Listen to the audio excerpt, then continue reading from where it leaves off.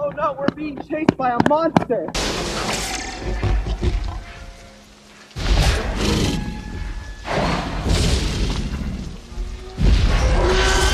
But there's something in our way! But it's so small! Size matters not. Hi, I'm Akshay Amin. Hi, I'm Sammy Chen. And the purpose of our study was to determine whether or not how high someone could jump had any relationship to whether or not they were wearing shoes. Our hypothesis was that people would be able to jump higher without shoes. We think this because shoes have a cushion on the bottom, and when this cushion is compressed, it absorbs some of the force that someone generates when they jump. The subjects were chosen by going to upperclassmen gym classes. In upperclassmen gym classes, the students are already divided into 3 groups. There are cardio, high-intensity training, and strength training. We randomly selected one of these groups in order to act as the subjects in our experiment. The control in our study was wearing shoes, and the treatment was not wearing shoes. At the start of the experiment for each subject, we used a random number generator to determine whether or not this subject would start wearing shoes or without shoes. In order to collect our data, we used the Vertec wall-mounted vertical jump tester. Then, depending on whether or not they were wearing shoes, we would calibrate the machine, the Vertec vertical jump tester, accordingly. This was done by moving the vertical jump tester up and down on the wall so that it would be oriented with the top of their hands.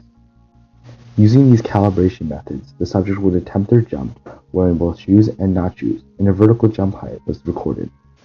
Our total sample size ended up being 29 individuals. We would then repeat the study, switching up whether or not they were wearing shoes. Every time we would switch this up, we would also recalibrate the machine to make sure that the height of the shoes was not affecting how high they could jump.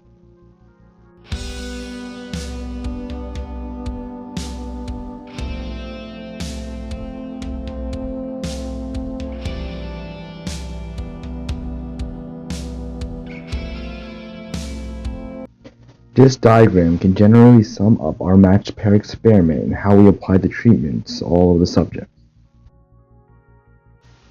This graph shows the vertical of all of our subjects. On the x-axis, you can see the subject name, and the y-axis, you can see their vertical height in inches. This vertical height is the difference between the top of their hand when they're just standing and the top of the highest point when they reach, and this is calibrated using the Vertec machine. So blue is their vertical with shoes, and red is the vertical without shoes. Some notable people were Dan Johnson, who managed to get the highest vertical of 24.5 inches out of all the people we tested, and Lauren Mangla, who managed to get the lowest vertical height tested of only 8.5 inches with shoes and 10 inches without shoes. On this graph, you can see comparison of the subject name and the difference in verticals in inches. So it was the vertical with shoes minus the vertical without shoes. So the higher you jump with your shoes on compared to how high you jump on without your shoes, the higher this number is going to be. There are also a few notable people in this graph, primarily Jack Buckley and William Kennedy. Both of them jumped significantly lower when they were wearing shoes. A possible explanation for this is that they were wearing running shoes, and so the running shoes absorbed a lot more of the force than with other people. On this graph, you can see the difference in the average vertical jump heights for when the subjects were wearing shoes and when the subjects were not wearing shoes. The average jump height when the individuals were wearing shoes was 19.71 inches, whereas it was 20.285 when they were wearing shoes. This was an average difference of 0.571 inches. And the standard deviation of this difference was around 0.95. In addition, the standard deviation of the vertical jump while they were wearing shoes was 3.21, and the standard deviation of them not wearing shoes was around 3.12. Hi, my name is Sammy Chen, and I'm back again. I know my hair's a little different with my outfit, but it's still the same old me. So we realized there's a few problems or lurking variables with our project.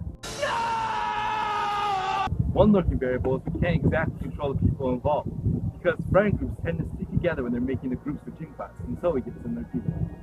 Also, at this time of year, many student athletes are partially optional. Here we're leaving out a major group of the student population. Samuel Chen, scientist, and Akshay Amin, scientist, are back here again to give you the conclusions of our project. But your scientists were so preoccupied with whether or not they could, they didn't stop to think if they should. So in our project, we found that with almost all individuals, people can jump higher when they're not wearing shoes. This difference is usually about half an inch to an inch. In our data, however, there were a few outliers of people who were able to jump higher while wearing shoes. This could be caused by a couple of things. First, people who are just in the study and have poor form with their vertical jump, as well as people who aren't really trying because they don't really care about it. This research has multiple implications, primarily for people who want as much power from their lower body in a certain action as possible. This encourages creating minimalist shoes for jumping athletes, such as basketball players, who might want to jump in order to get rebounds. Or for people who want as much thrusting power as possible when they're lifting up, such as Olympic weightlifters and powerlifters. An example includes the person deadlifting a large amount of weight